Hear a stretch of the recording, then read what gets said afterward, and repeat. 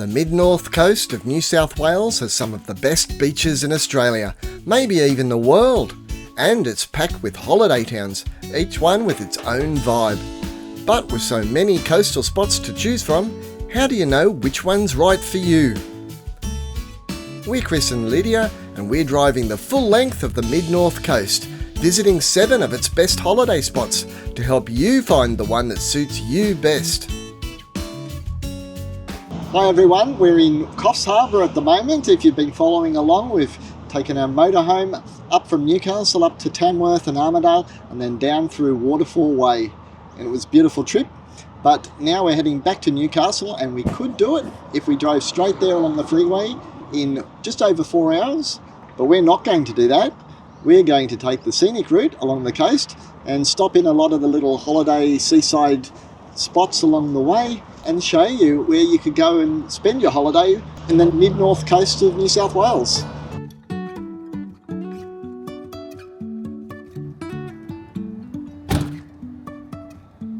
Life is a winding road, no telling where it goes. Driving through days and nights. Our route takes us along the mid-north coast of New South Wales, from Coffs Harbour down to Newcastle. This region is home to some of the best coastline in Australia, with countless beautiful holiday towns. And while we can't visit them all, we'll share with you some of the most popular stops along the way. Our first stop is the relaxed riverside town of Urunga, just half an hour's drive south of Coffs Harbour. It's a small, quiet holiday spot, not much more than a pub, a caravan park and a few shops.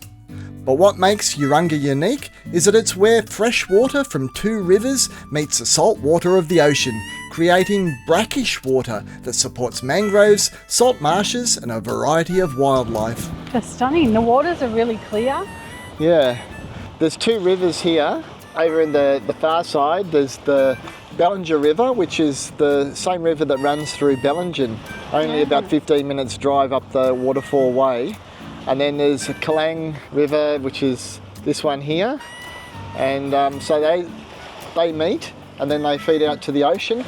And apparently it's a great wetlands for bird watching and for wildlife. And they've got a boardwalk here that is supposed to be one of the most prettiest walks, 1 kilometre boardwalk walk through the wetlands. So let's go and see if we can check that out.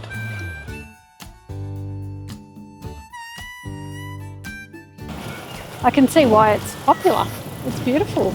The water's really clear because of the mangroves here as well. Yeah. You've got the really lovely sand, clean sand and clean water. Obviously the mangroves are filtering any of the debris in the water and it makes it so crystal clear.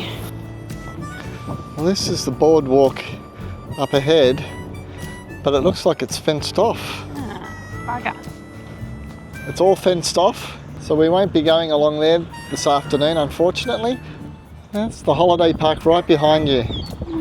Imagine waking up to this. And especially if there was no fencing, you just walk straight out and go for a swim. Look how clear that water is.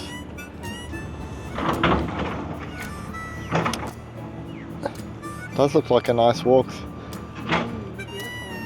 through the wetlands there out to the beach.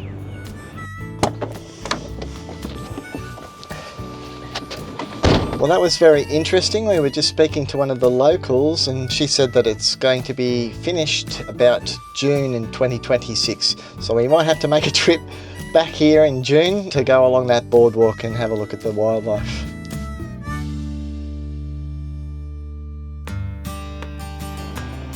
Over the next couple of days, we would pass mile after mile of beautiful white sandy beaches, any of which you could stop at for some peace and relaxation. But our brief stop at peaceful Valla Beach was interrupted by something flying overhead. This is Valla Beach and it looks pretty spectacular. I haven't even looked at the beach yet because I'm too mesmerised with the black cockatoos. Look at them. They're stunning. Oh, wow. Oh my goodness.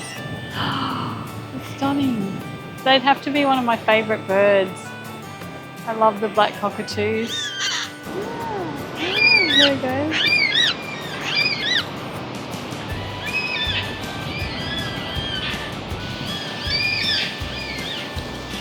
Wow.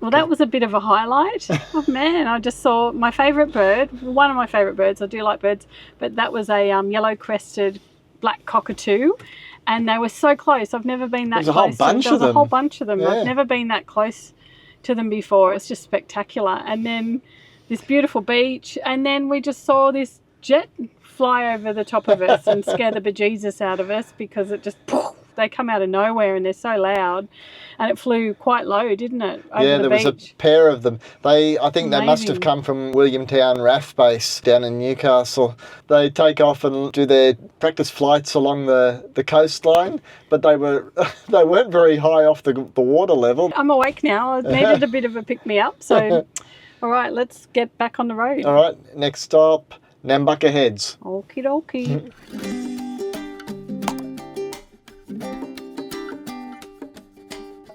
Just around the corner from Valla Beach, we arrived at the friendly holiday town of Nambucca Heads, at the mouth of the Nambucca River. It's only an hour south of Coffs Harbour, but it's far more laid back, perfect for families, retirees, and of course, motorhome travellers. The mix of river estuary and wide coastal beaches makes it ideal for swimming, fishing and scenic walks, especially along the famous V-Wall. This rock break wall, where the river meets the ocean, has over the years become more of an art gallery than just a scenic walkway.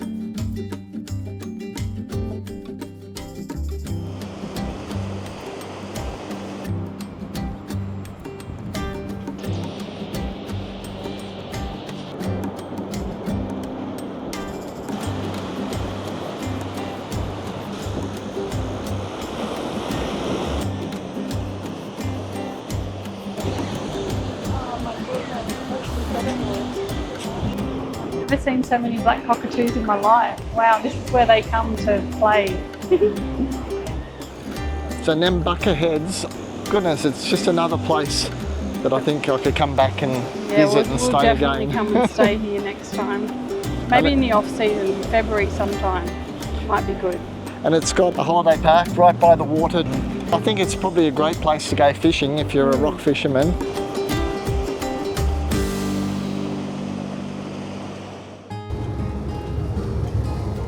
After Nambucca Heads, we continued south to Southwest Rocks, one of our favourite spots on the Mid North Coast. It was late in the afternoon and the light was soft as we followed the winding Macquarie River, arriving at our beachside holiday park just as the sun was setting and the day quietly came to a close.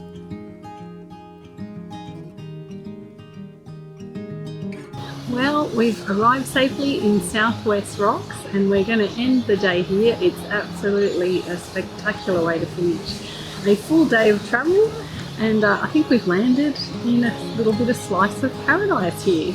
But we'll show you a little bit more in the daylight tomorrow. But for now, it's good night. Good night.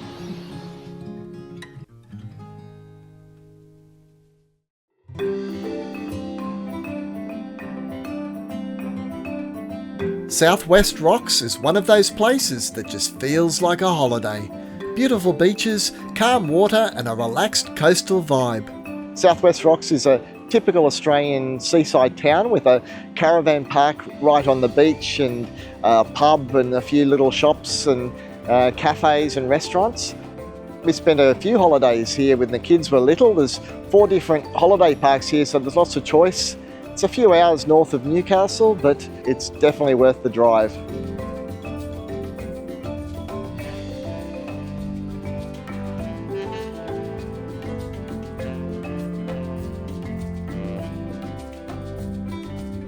It's also a good place to spot some dolphins, and if you're here in the right season, some whale watching actually. We were speaking to a local last night and they said that sometimes in September, October, the whales come right up to the rocks here, but it would be amazing to come here in September and see the humpback whales come right up close to the shore here from the caravan park and just stand here and watch them. When we'd had enough sun, sand and sea, we ducked into town to check out the shops, cafes and galleries. We also found a small maritime museum, which makes sense given South West Rocks' history of dangerous waters and shipwrecks. If you walk along the beach, you might even spot bits of old wreckage in the shallows.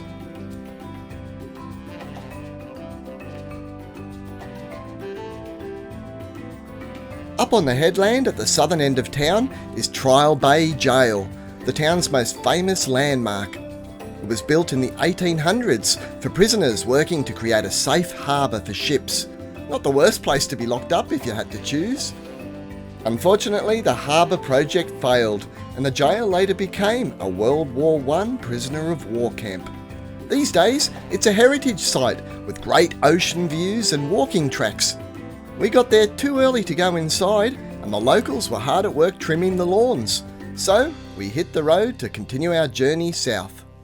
So we're leaving today from South West Rocks. It's a bit of a drizzly, grey old day. We've come up to the jail. Sometimes you can see whales from here. Last time we came here, they put on a great show, didn't they? They did. But South West Rocks is absolutely fantastic. If you are doing a road trip, we highly recommend you put it on your list and check out the caravan park that's right in town.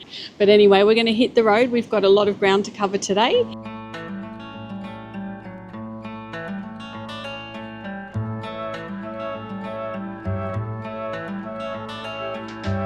We're now heading from South West Rocks down towards Crescent Head, but we're following the river along. We thought it would be a bit more of a scenic route. I feel like I'm Huckleberry Finn, making my way down the river.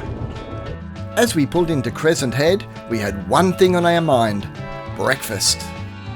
Crescent Head is another small, low-key beachside town, more of a village really. It doesn't have a harbour, river mouth or a major shopping district like other Mid North Coast towns. Instead, it's world famous for surfing. Its long right-hand point break is one of the best and longest in Australia, making the town a mecca for longboarders and surf culture. But Crescent Head isn't just for surfers. Its long, wide beaches are uncrowded, even in peak season, perfect for families who prefer quiet beaches over busy resorts. And it also has a scenic golf course right on the ocean. If you prefer an authentic, slow-paced beach escape, Crescent Head could be for you. And the coffee was pretty good too. It's a nice spot, Crescent Head. A lot of people go there holidaying, especially surfers. It's a big surfing spot. And another thing that Crescent Head had that nowhere else that we've been has had is a golf course right there on the beach as well. So if you're into golfing and surfing, then it's a double whammy. It's perfect for you. Might be somebody's perfect retirement dream. They like to golf and surf. And Yeah. the best I can do is putt-putt. And even then, that's a struggle. We stopped to get petrol, and then Lydia's noticed this sign: Says Freddo's famous Pies, home of the crocodile pie. So, if any of you remember our Cairns videos, we were looking everywhere to try crocodile. We ended up having a crocodile curry, but it wasn't quite the same. But a crocodile pie sounds really interesting. I fancy finding it here, just outside of Kempsey. You wouldn't be able to have it because pie won't be gluten I'll have to free. live through you, vicariously through you. There's the pie. Oh, it's got a little face or something on it. Has it?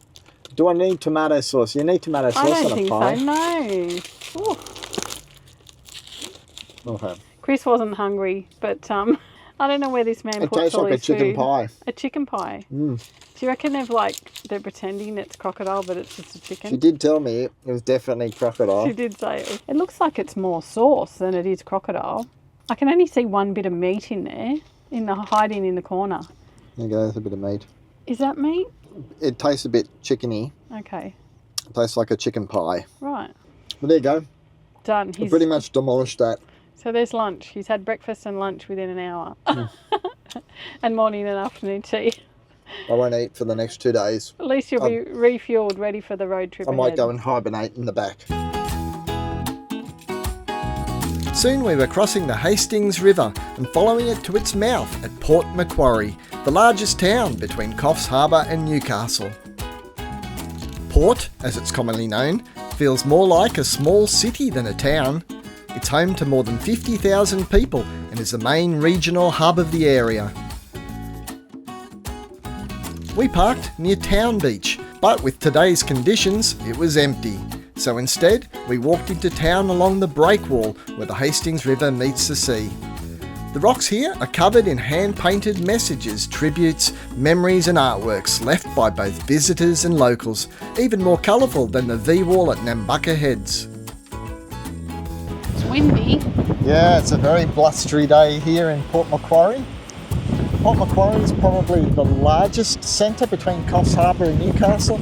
Again, we've got a lovely big caravan park right here on the breakwall. It's a famous breakwall here in Port Macquarie with all the painted stones, some really nice artwork actually. Just looking at it as we're walking along now. That's a good one. It's predominantly a retiree area because the climate's normally a lot warmer than some of the other southern New South Wales suburbs. It's a laid-back lifestyle. There's lots of, nice coastal walks, beaches, rivers. It's famous for its coastal walks actually. And it is a nice place because you've got a protected estuary and then you've also got the surfing beaches. So it's got a bit of everything, no matter what you want to do. I remember coming here as a child, Dad used to take us fishing here in the estuary. It was more protected than the beach. So it's actually a really nice place to stay.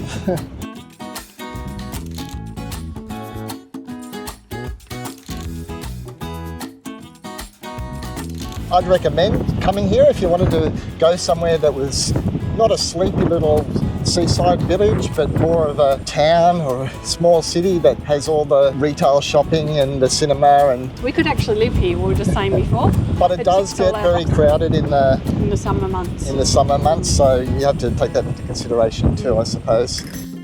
Hitting the road once more, the weather was looking up as we continued south. Our penultimate stop was the twin towns of Forster and Tuncurry, sitting side by side on Wallace Lake and connected by a bridge. Forster is the busier of the two, with shops, cafes and restaurants, while Tuncurry has a quieter, more local vibe, but together they're known as one holiday destination. Forster-Tuncurry actually feels a bit like a smaller, quieter version of Port Macquarie, the same mix of beaches and waterways, but with a more laid-back holiday vibe. You can surf on a beautiful beach in the morning and fish or kayak on the lake in the afternoon. And with more shops and restaurants than some of the quieter coastal villages, Forster-Tuncurry could be the perfect compromise. But the afternoon was slipping away and we still had a 2-hour drive to our final destination, Port Stephens.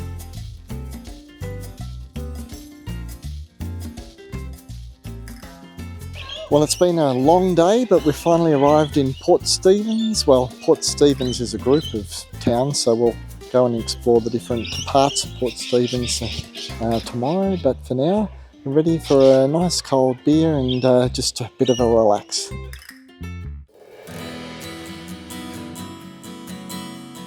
The holiday park at Fingal Bay in Port Stephens is right across the road from the beach, but it's only part of the region. For sweeping views across Port Stephens, you can walk up to the lookout at Barry Park on the headland.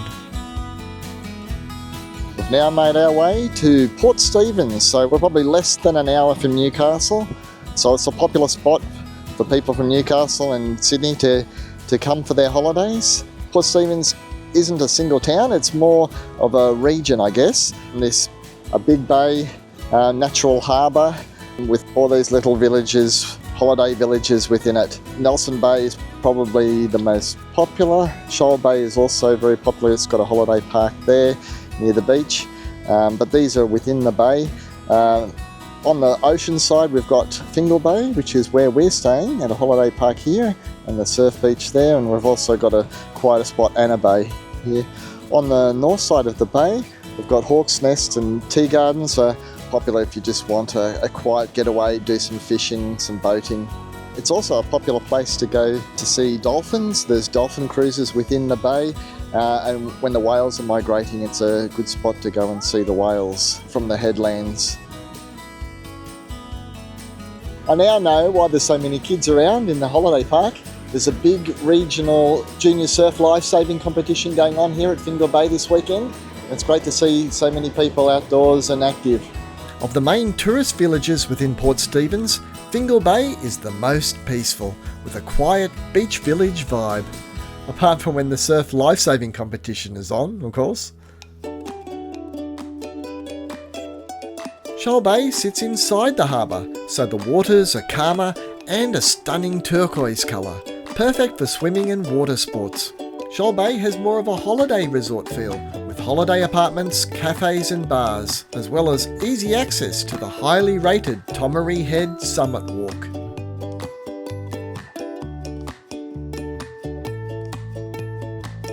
Nelson Bay is the main town and hub of Port Stephens. It's known for the marina, dolphin and whale watching cruises, restaurants, shops and tour operators. This is where most visitors base themselves if they want everything close at hand.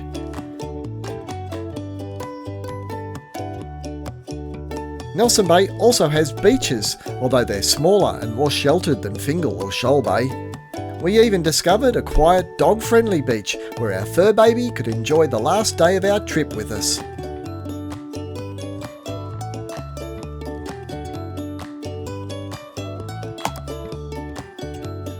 So sadly, that brings an end to our trip from Coffs Harbour to Newcastle in our motorhome. We're driving back to Newcastle this morning. It's less than an hour away to drop off our motorhome. And if you haven't seen our Waterfall Way journey, we'll leave a link up here, one of these directions. Chris will put it up there for you. But it's a bye for now, and we hope you will come roving with us again soon. Bye for now.